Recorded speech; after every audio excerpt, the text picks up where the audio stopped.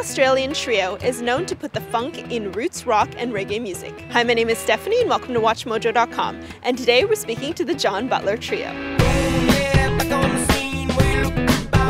I'd like to start off the interview with a bit of background info. Could you tell us how the John Butler Trio came about? I started guitar when I was 16. I got obsessed when I was 21, and I started busking on the streets, playing instrumentals and singing songs. And then I started getting asked to do lots of shows by other artists. I wanted to make an album with the band, got a trio together, and the birth of the trio began.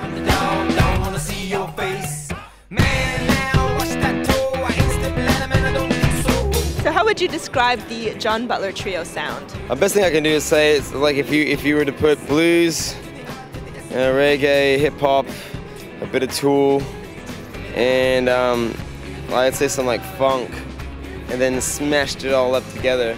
That's kind of us.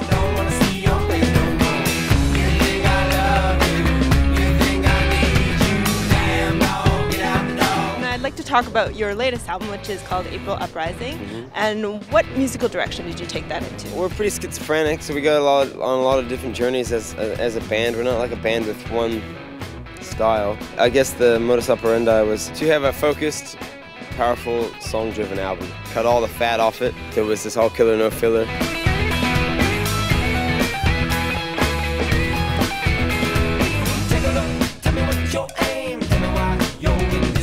And where do you get your ideas or your inspiration for your lyrics and your songwriting? There's not a lack of subject matter to pull from when you look around you, you know. So there's lots there. We're living in pretty powerful times right now, and so yeah, it's hard not to write about those times and how they affect me and how I process them. So tell me, family, now, what do you think? Watch it all grow down that great big sea.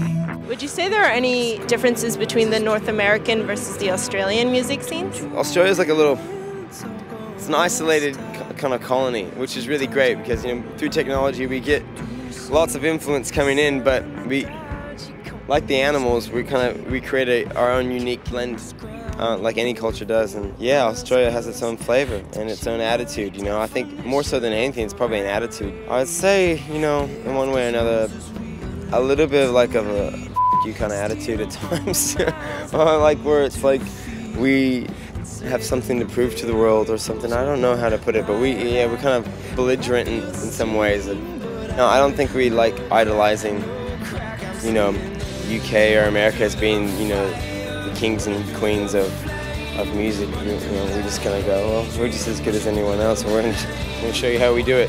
I think we kind of come up with that attitude a bit in the nicest possible way.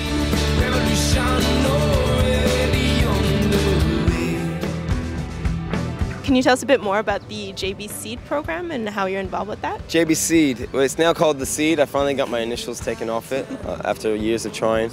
It's something that Danielle, my wife, and I started to contribute back to Australian culture, I guess. We got given a lot of grants in the early days and got a lot of support, so by the time when we were financially well off, you know, enough and sustainable to do it, we thought we'd give back to other artists. And so it's in its 6th year. It's given away over, you know, $500,000 to probably about 300 to 400 different projects and artists. A lot of other artists that pitch into it now, not just myself, say Missy Higgins and like Paul Kelly and the Cat Empire. Yeah, I guess our whole idea is just to get the music community to support the music community.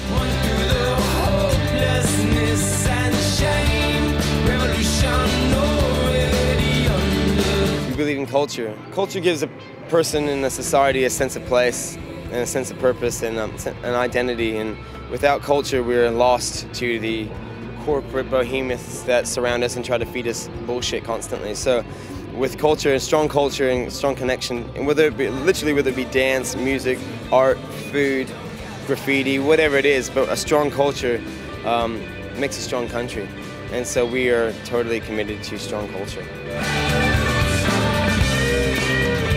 Thank you so much for your time. Thank you too. Appreciate it.